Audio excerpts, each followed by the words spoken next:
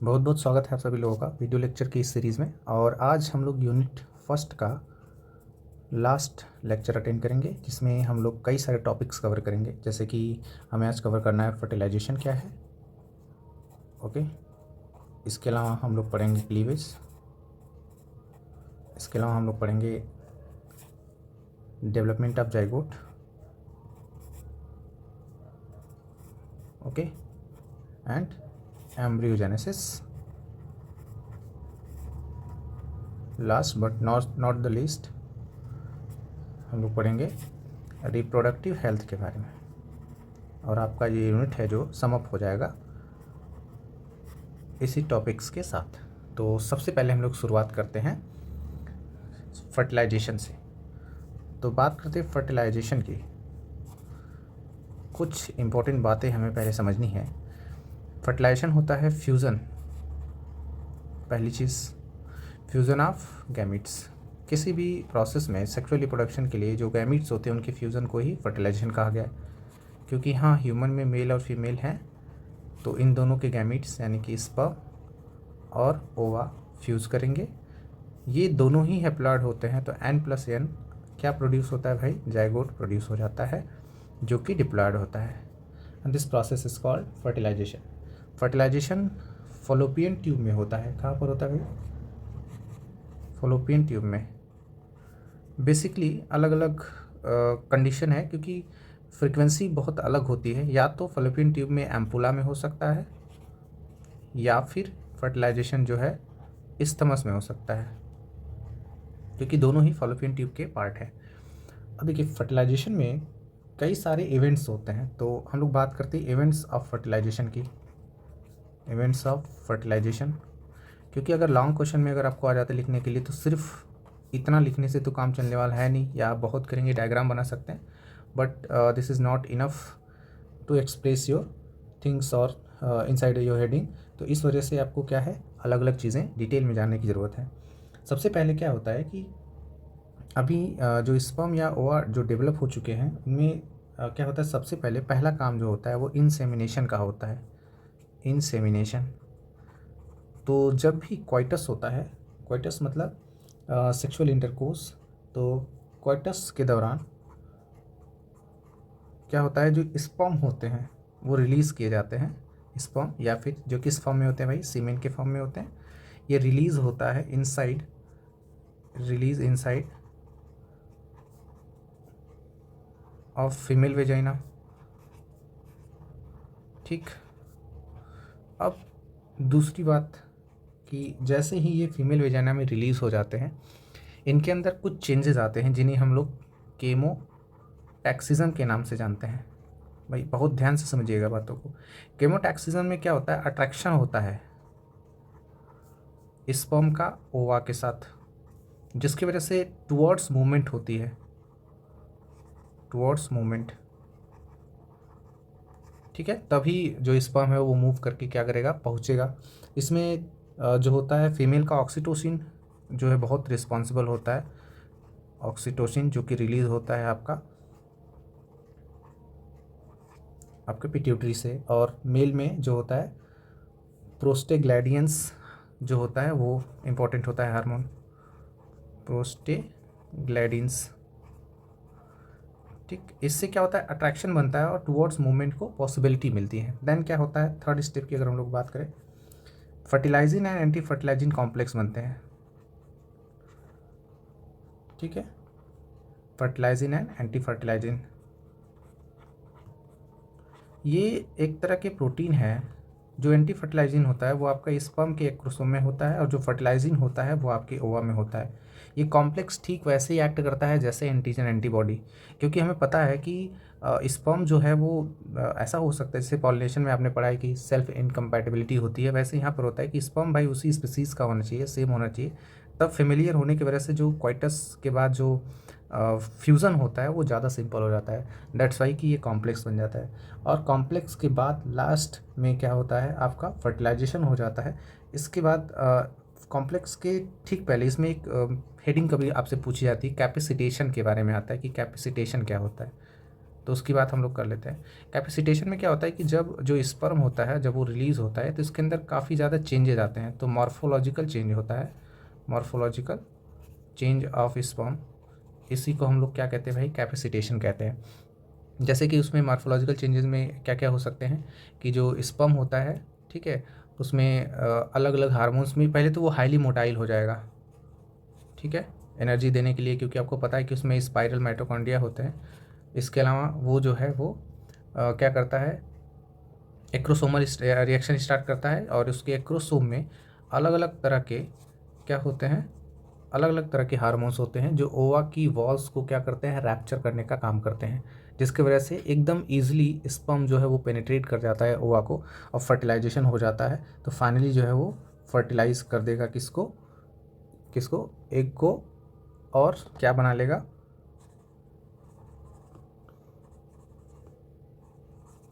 Zygote. तो आ गया आपका फोर्थ स्टेप, आ गया जाइगोट फॉर्मेशन। ठीक, तो ये आपका क्या है, फर्टिलाइजेशन। अब हम लोग बात करते हैं कि क्लीवेज कैसे होता है और जाइगोट डेवलपमेंट कैसे होता है। देखिए, जो क्लीवेज होता है इसका मतलब है डेवलपमेंट ऑफ जाइगोट। जाइगोट का डेवलपमेंट या कह सकते हैं आप डिवीज़न होता है सिंपल इसमें। ये माइटोसिस की तरह ही है, बट ये माइटोसिस नहीं होता है, दोनों में डिफरेंस है। इसमें जो होता है जो आपका क्लीवेज होता है इसमें G1 एंड G2 फेस, जो कि एक लंबा समय लेते हैं, लंबा गैप लेते हैं प्रोसेस को पूरा करने के लिए, जो डिवीज़न होता है वो अब्सेंट होते हैं। किस में भाई, क्लीवेज में। इस वजह से क्या होता है कि जो जाइगोट का जो डेवलपमेंट या उसका जो डिवीज़न होता है काफ़ी ज़्यादा स्पीड में होता है, बहुत हाईली रेट से इसके सेल्स डिवीज़न करते हैं। एक इम्पॉर्टेंट बात यह है कि इसमें जो सेल्स होते हैं उनकी साइज़ जो होती है, साइज ऑफ सेल्स डिक्रीजेस, ठीक है, size of cells decreases, number increases, number increase करता है और साइज़ जो है वो डिक्रीज़ करती है। जैसे मान लीजिए जाइगोट है 2n, अब इसी में क्या होगा कि 1 से 2 बने, 2 से 4 बने, अब इसी में डिवीज़न हो रहा है, जिस तरह से भी हो, अलग अलग सेल्स न्यूक्लियस बनते जाते हैं इसमें ढेर सारे, इस तरह से हम लोग इसको कहते हैं क्लीवेज। जब वो प्रॉपर साइज़ में हो जाता है, प्रॉपर नंबर ऑफ सेल्स हो जाते हैं, अप्रॉक्स मान के चलिए कि 64 से 100 सेल्स का जब आपका डेवलपमेंट हो जाता है, जब ट्रोफोब्लास्ट लेयर बन जाती है, डेवलपमेंट हो जाने के बाद इतने सेल्स में आपका इम्प्लांटेशन हो जाता है, ठीक है। देखिए, इसकी अगर हम लोग बात करें तो सबसे पहले स्पर्म है जो ओवा को फ्यूज़ किया, क्या बना, जाइगोट बना। जाइगोट डिवीज़न करता है 2 to 4 और फिर 4 to 8, 8 to 16 सेल्ड स्टेज बनाएगा, ठीक है। 8 to 16 सेल्ड स्टेज के बाद वो बनाएगा 32 to 64 पे आएगा। अब इन कंडीशंस को हम लोग अलग अलग नाम देते चलते हैं। ये सबसे पहले जो कंडीशन है वो कहलाती है मारूला, ठीक है। मारूला के बाद आपका बन जाएगा, जब ये नंबर ऑफ सेल्स इंक्रीज़ करेंगे, सॉरी ये वाली स्टेज मारूला है, ये आपकी हो गई ब्लास्टुला, ठीक है। ब्लास्टुला के बाद क्या हो जाता है, इम्प्लांटेशन हो जाता है। जब ये नंबर ऑफ सेल्स इंक्रीज़ करते जाएंगे तो इसके बाद आपका क्या हो जाएगा, इम्प्लांटेशन हो जाएगा। इम्प्लांटेशन जो है वो अप्रॉक्स आपका जो डेज़ होता है 6 to 7 डेज़ के आसपास में, जब फर्टिलाइजेशन हो जाता है तब के आसपास में आपका इम्प्लांटेशन हो जाता है। इम्प्लांटेशन कहाँ होता है भाई, इंडोमेट्रियम में। आपको पहले से पता है कि जो इंडोमेट्रियम वॉल होती है वो अपने आप को रेडी करती है हर मेंस्ट्रुएशन साइकिल में प्रेगनेंसी को कंसीव करने के लिए, जिसमें जो प्रोजेस्टेरॉन है उसका लेवल जो है वो हाई रहता है, ठीक है। और इसके साथ साथ एस्ट्रोजन हार्मोन भी मिल करके उसको प्रेगनेंसी को कंसीव करने और जो इंडोमेट्रियम है उसकी थिकनेस को इंक्रीज़ करने में हेल्प करती है। अब क्या होता है, इसी के साथ साथ जब डेवलपमेंट आगे बढ़ता है तो बनता है गैस्ट्रुला, और इस प्रोसेस को हम लोग गैस्ट्रुलेशन कहते हैं। देन गैस्ट्रुलेशन के बाद क्या होता है, जर्म लेयर्स बन जाती हैं, और जर्म लेयर्स आप जानते हैं कि जर्म लेयर्स 3 होती हैं, और इन्हीं से बॉडी में आगे चल करके 3 ट्राइमेस्टर्स में, तो इन जर्म लेयर्स का नाम होता है एक्टोडर्म, मेसोडर्म एंड एंडोडर्म। सबसे पहले जो ऑर्गन ये जो लेयर्स हैं ये चली जाएंगी, क्या करेंगी, ऑर्गेनोजेनेसिस। और ऑर्गेनोजेनेसिस में अलग अलग ऑर्गन्स बनते हैं। तो सबसे पहले जो इन्फेंट होता है, फिटस होता है, उनका कार्डियोवैस्कुलर सिस्टम डेवलप होता है, यानी हार्ट, ब्लड, इन सब से रिलेटेड। और इसके साथ साथ उसका डेवलप होता है नर्वस सिस्टम। ये दो चीज़ें उनमें डेवलप हो जाती हैं और धीरे धीरे पूरे 9 मंथ्स में जो बेबी है वो पूरी तरह से क्या हो जाता है, डेवलप हो जाता है। So this is the cleavage और we can say development of zygote. Development of zygote. I hope कि आपको बिल्कुल क्लियर हो गया होगा, कोई भी कन्फ्यूज़न नहीं होगा। अब हम लोग टॉपिक को आगे बढ़ाते हैं। देखिए, एम्ब्रियोनिक डेवलपमेंट में 3 लेयर्स हमने पढ़ी हैं, एक्टोडर्म, इंडोडर्म या मेसोडर्म कह सकते हैं, और भाई एक हमारा होता है एंडोडर्म। आपने पढ़ा होगा कि किसी भी ऑर्गन का जो ओरिजिन है वो एक्टोडर्मल हो सकता है, मेसोडर्मल हो सकता है, या फिर क्या हो सकता है, एंडोडर्मल हो सकता है। तो हम ये देख लेते हैं कि कौन कौन से ऑर्गन सिस्टम्स हैं जो कि इन अलग अलग लेयर से अलग अलग तरीके से डेवलप होते हैं। तो पहला हमारा जो है वो है, अगर हम लोग बात कर लें किसकी, एक्टोडर्म की, तो इससे आपकी स्किन, ओके, हेयर्स, नेल्स, ठीक है, और आपके जो एपिडर्म होती है वो क्या हो जाती है, डेवलप होती है। इसके अलावा आपका जो ब्रेन है और आपका जो नर्वस सिस्टम है ये डेवलप होता है, ठीक है। इसके अलावा आपका एड्रिनल ग्लैंड और आपका जो मेड्यूला है ये डेवलप होता है। इसके साथ साथ पीनियल ग्लैंड भी इसी से डेवलप होती है। अगर बात कर लें हम लोग मेसोडर्म की, तो आपकी जो मेसोडर्म होती है वो आपका एलिमेंट्री कैनाल, ठीक है, बहुत इंपॉर्टेंट है ये, अक्सर करके आपके एग्ज़ाम में और आपके क्वेश्चन नीट वगैरह के जो पेपर्स होते हैं उनमें बहुत ज़्यादा ये क्वेश्चन पूछे जाते हैं, इसलिए बहुत ध्यान से इन बातों को समझिएगा। एलिमेंट्री कैनाल हो गया आपका, और उसका जो मस्कुलर जो लेयर्स होती हैं बॉडी की, ये सब।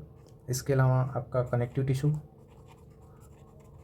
कनेक्टिव टिश्यू में आपने पढ़ा है कि ब्लड आपका जो होता है उस तरह का कनेक्टिव टिश्यू है, तो आपका ब्लड, ठीक है। इसके अलावा आपके मसल्स, इन सभी का फॉर्मेशन इसी से होता है। इसके अलावा ऑर्गन की अगर हम लोग बात करें तो किडनी, ओके, और एड्रिनल ग्लैंड का कॉर्टेक्स जो होता है वो इससे डेवलप होता है। इसके अलावा आपका यूरेथ्रा भी इसी से डेवलप होता है।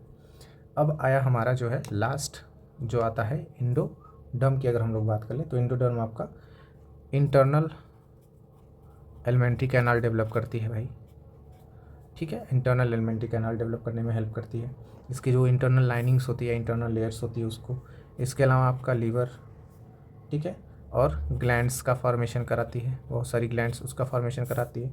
इसके अलावा आपका टंग और आपका जो पैंक्रियाज है, इन सभी चीज़ों का डेवलपमेंट कराती है, ठीक है। जैसे नर्वस सिस्टम में यहाँ एक्टोडर्म में डेवलप होता है, तो नर्वस सिस्टम से जो रिलेटेड सेंसरी ऑर्गन्स होते हैं वो सब भी, मैक्सिमम ऑर्गन्स जो सेंसरी ऑर्गन्स है वो सब एक्टोडर्मल ओरिजिन के होते हैं। तो ये आपके हैं 3 एम्ब्रियोनिक लेयर। आप इनका कंपेरिजन बोल दीजिए या फिर इनके इंपॉर्टेंस बोल दीजिए कि कौन सी एम्ब्रियोनिक लेयर किस पार्ट का फॉर्मेशन करती है, ये है।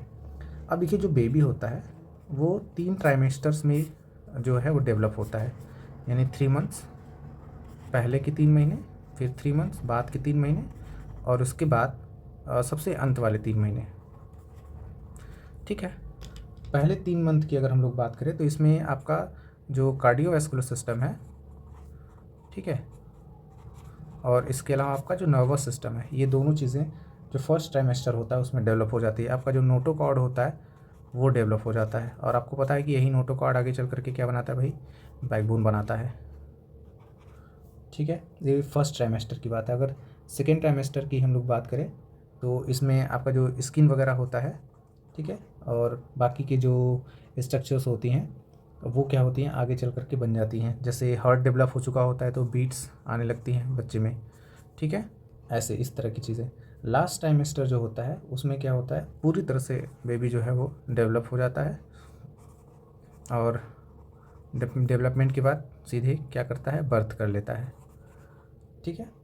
अब देखिए अलग अलग वीक में बच्चे की बॉडी की जो साइज़ होती है वो अलग अलग होती है, जो कि अल्ट्रासाउंड के दौरान पता चलती है। अप्रॉक्स जब चौथा सप्ताह चल रहा होता है, चौथा सप्ताह यू कैन से कि 7/7/21 यानी 20 से 30 दिन का जो टाइम होता है उसमें बच्चे की जो लेंथ होती है वो 5 सेंटीमीटर की होती है। ठीक है, सॉरी 5 mm की होती है। ठीक। उसके बाद पाँचवा जो होता है उसमें अप्रॉक्स 8 mm की होती है। उसके बाद छठवें में आपकी हो जाती है इसकी 12 mm अप्रॉक्स। उसके बाद 17 mm। उसके बाद जो है बच्चा जब फुली डेवलप होने लगता है, जब उसके उंगलियां वगैरह डेवलप होने लगती है तो 23 mm का हो जाता है। जैसे ही बच्चा इतना बड़ा होता है कोरियन पूरी तरह से डेवलप हो जाती है। तो अब उसमें देखिए 3 तरह की अलग अलग लेयर्स हैं, जिसको हम लोग सबसे बाहर जो होता है वो आपका कोरियन होता है। फिर आपका क्या होता है, कोरियन के बाद आपका एमनियन, सॉरी प्लेसेंटा होती है, और फिर आपका एमनियन होता है। तो एमनियन एक तरह का लिक्विड है जिसका टेस्ट करके आप बच्चे के भ्रूण का पता लगा सकते हैं, यानी उसके एम्ब्रियो का, कि वो मेल है या फिर फीमेल है। और एमनियोटिक टेस्ट कराते इसलिए हैं क्योंकि ये पता लगाया जा सके कि एक्चुअली बच्चे की बॉडी के अंदर कोई बीमारी ना हो, बच्चा जेनेटिकली किसी बात से डिस्टर्ब ना हो। सो this is all about the development of zygote या फिर क्लीवेज कह सकते हैं आप। अब कुछ और इंपॉर्टेंट टॉपिक्स हम लोग पढ़ लेते हैं। जैसे कभी कभी आपको टाइप्स ऑफ क्लीवेज पूछता है कि क्लीवेज के कितने टाइप्स हो सकते हैं, तो अब हम लोग उसकी बात कर लेते हैं। देखिए मेनली जो क्लीवेज होता है ना, वो आपका 2 तरह का हो सकता है, बेसिक 2 तरह का होता है। एक को हम लोग कहते हैं होलोब्लास्टिक और दूसरे को बोला जाता है मीरोब्लास्टिक। बेसिक जो है ये 2 तरह के क्लीवेज है। इसमें क्या होता है कि जैसे होलोब्लास्टिक क्लीवेज में आपका जो जाइगोट है वो 2 इक्वल पार्ट्स में डिवाइड होता है। ठीक है। जैसे अगर ये एपिकल हो गया और ये इसका लोअर एंड हो गया, अपर और लोअर कह सकते हैं इसको, तो इस तरह से ये कंप्लीट डिवाइडेड होता है 2 इक्वल पार्ट्स में। ठीक है, पूरे जाइगोट में होता है। और मीरोब्लास्टिक में क्या होता है कि जाइगोट के 2 पार्ट्स नहीं होते हैं, कैन नॉट या कान डिवाइड इनटू 2 इक्वल पार्ट। ठीक है, क्लीवेज में 2 इक्वल पार्ट बनते हैं। अब इसके भी 2 तरीके हो सकते हैं, एक होता है इक्वल होलोब्लास्टिक क्लीवेज और एक होता है अनइक्वल। तो ये 2 पार्ट में होता है। तो इक्वल का मतलब है कि बिल्कुल सेंटर से आधा आधा हो जाएगा। अनइक्वल का मतलब होता है कि किसी एक साइड में ज़्यादा डिवीज़न हो रहा है और एक साइड में जो है वो कम हो रहा है। और मीरोब्लास्टिक में तो पॉसिबल ही नहीं है कि इसमें क्या हो, इस तरह से डिवीज़न हो। जैसे होलोब्लास्टिक क्लीवेज जो आपका ह्यूमन में जो क्लीवेज है वो आपका क्या है, होलोब्लास्टिक क्लीवेज है, ये आप एग्जाम्पल याद रखिएगा। और मीरोब्लास्टिक क्लीवेज जैसे आपका एग्जाम्पल हो गया आपका फिश, बर्ड हो गई, ठीक है, एम्फीबियंस वगैरह हो गए, इंसेक्ट हो गए, इन सभी में इस तरह का क्लीवेज देखने को मिलता है। तो ये आपका हो गया क्लीवेज। अब हम लोग बात करते हैं कुछ स्पेशल टर्म्स होते हैं, टर्मोलॉजी होती है कुछ, जैसे कि आपका एक होता है गेस्टेशन पीरियड क्या होता है,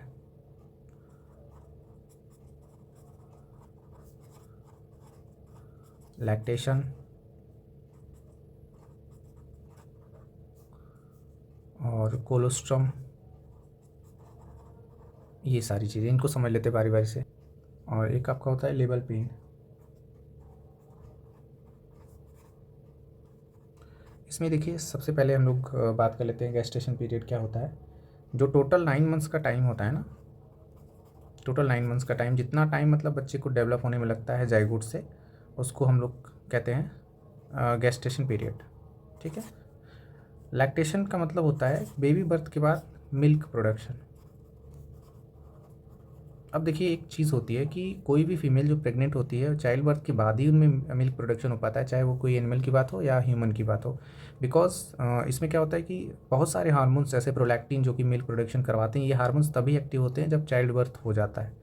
कोलेस्ट्रम, ये टर्मोलॉजी फर्स्ट मदर मिल्क को कोलोस्ट्रम कहा जाता है। और इसमें एक एंटीबायोटिक होता है जो नेचुरल पैसिव इम्यूनिटी में मिलता है बच्चों को, जिसको कहते हैं IgA। जब हम आपको इम्यूनोलॉजी पढ़ाएंगे तब आपको 5 तरह के एंटीबॉडीज़ पढ़ाए जाएंगे जो कि आपकी बॉडी को प्रोटेक्ट करने का काम करती हैं। लेबर पेन, जब पेन होने लगता है, जिससे पता चलता है कि जो है बर्थ का टाइम हो गया है, उस पेन को हम लोग लेबर पेन के नाम से जानते हैं। तो ये आपका पूरा चैप्टर जो है, अप्रॉक्स सारे चैप्टर्स कंप्लीट हो चुके हैं। अप्रॉक्स हो सकता है कि कुछ चीज़ें छूट गई हों, बट मैंने कोशिश किया कि ज़्यादातर टॉपिक्स आपको कवर कर लिए जाएँ। अब हम लोग बात कर लेते हैं रिप्रोडक्टिव हेल्थ की, जो इस यूनिट का हमारा लास्ट टॉपिक है।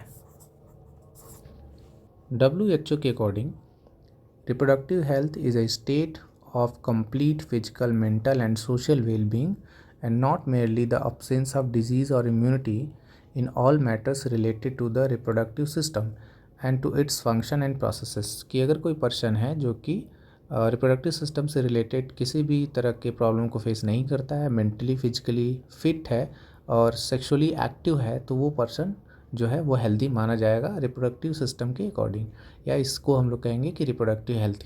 और इसमें मेन इस चैप्टर का मोटिव यही है कि इस पे लोगों को अवेयर किया जा सके कि बर्थ कंट्रोल के कितने अलग अलग मेथड्स हो सकते हैं, और बहुत सारी ऐसी एसटीडीज़ होती हैं, मीन्स सेक्सुअली ट्रांसमिटेड डिसऑर्डर्स होते हैं, जो अनवांटेड या अनसेफ सेक्स के थ्रू क्या होते हैं, पर्सन टू पर्सन स्प्रेड होते हैं, जिनमें से सबसे नंबर 1 पे जो डिजीज़ है वो है आपका HIV, या जिसको एड्स कहते हैं, जो कि HIV वायरस से होता है।